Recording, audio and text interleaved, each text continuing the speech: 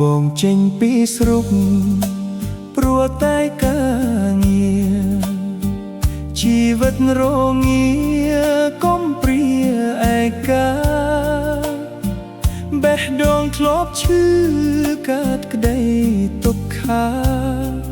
លាក់ទុកក្នុងអរ៉ាគ្មានអ្នកណាដឹងមកដល់តាំងគោកទាំងចិត្តស្រពន់យកការងារលួងចិត្តដែលសៅមកនឹកមិនដល់សោះបានជួបនួនល្អធ្វើឲ្យបេះដូងចាប់ផ្ដើមស្នេហាតាំងគោកអើយជុំរកស្នេហ៍ខ្ញុំជាទីនរមនៃក្តីប្រាថ្នាតាំងពីជួបអូននៅទីនេះណាចិត្តបងប្រាថ្នាចង់ថែរូបស្រី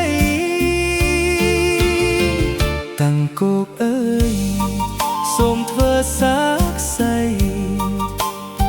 ស្នេហ៍បងនឹងស្រីកើតលើដីនេះសង្ឃឹមថ្ងៃមួយបានរួមវាសនាសូមថែជីវ៉ាអស់មួយជីវិត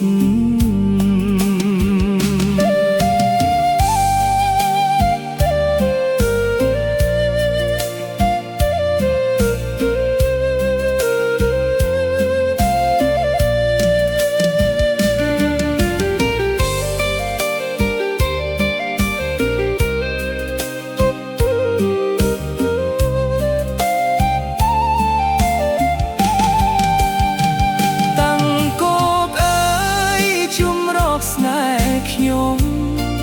ជាទីនរមនៃក្តីប្រាថ្នាតាំងពីជួបអូននៅទីនេះណាចិត្តបងប្រាថ្នាចង់ថែរូបស្រីតាំងគោកអើយសូមធ្វើសាក្សី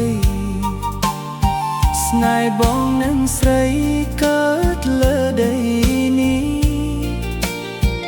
សង្ឃឹមថ្ងៃមួយបានរួមវាសនា